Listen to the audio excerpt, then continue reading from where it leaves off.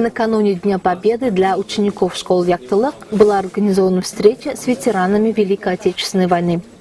Пока ученики находились на занятиях, администрация школы провела для ветеранов экскурсию по учебному заведению, познакомила их с достижением учеников, а также со школьным музеем «Мирас».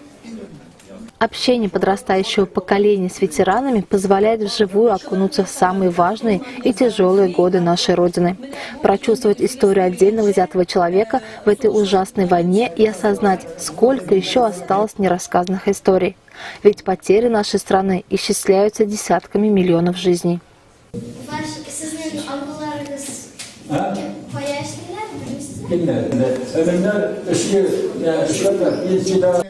Подобные встречи проводятся уже не первый год, и всегда их результатом становится духовное обогащение школьников, появление чувства ответственности за свою родину и, конечно же, уважение к тому поколению, которое остановило фашизм.